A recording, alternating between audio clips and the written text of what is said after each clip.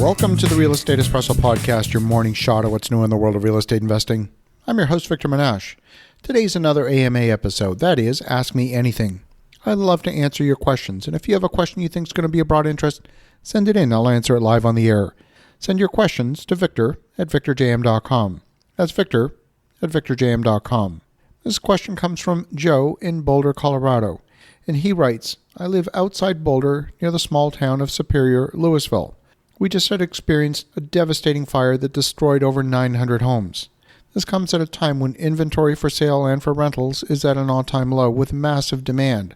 There's less than a third of a month's supply in Boulder County.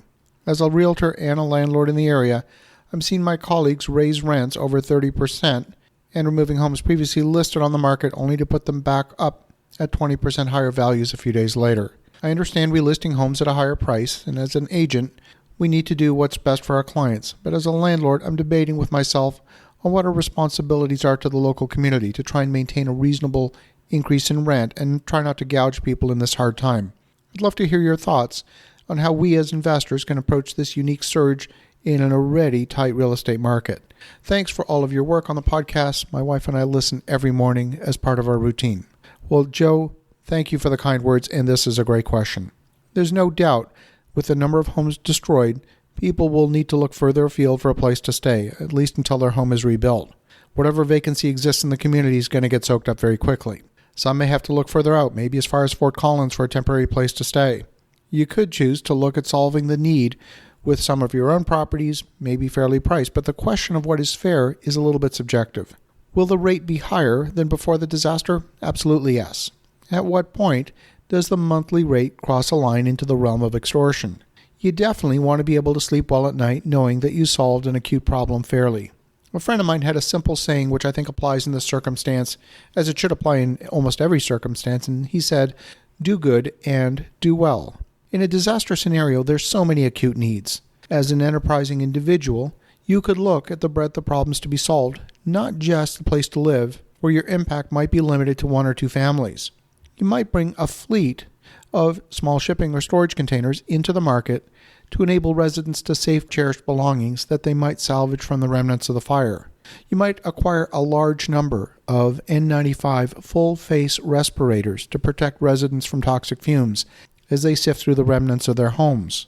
You might organize a fleet of trash bins, hydraulic equipment, and demolition crews to demolish and dispose of the remnants of homes and gardens once the insurance adjusters have given the go-ahead to initiate site cleanup.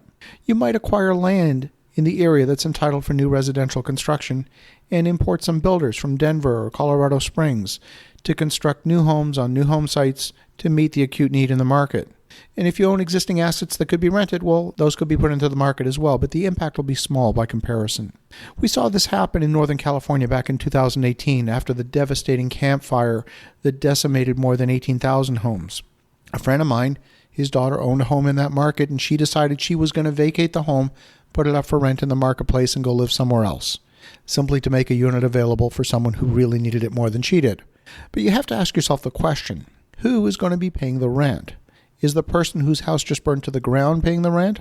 Or is the insurance company will be paying the rent for those temporary accommodations funded by the insurance policy?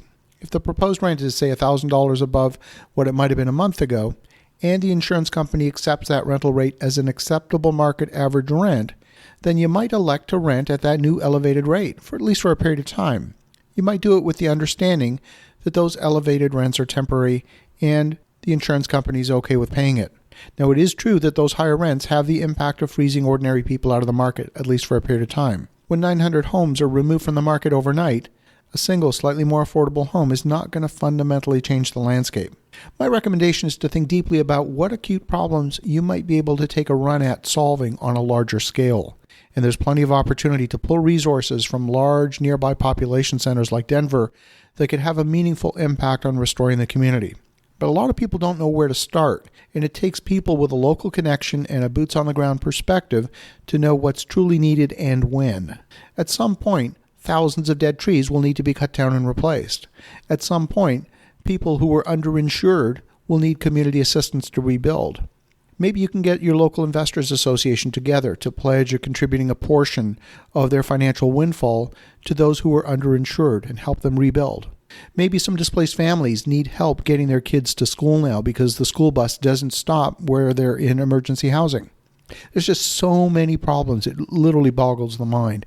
So this is a time to recognize that many things changed overnight in the marketplace, not just 900 homes that got burnt down. I want to thank you, Joe, for a fantastic question. And for the listeners at home, as you think about that, have an awesome rest of your day. Go make some great things happen. We'll talk to you again tomorrow.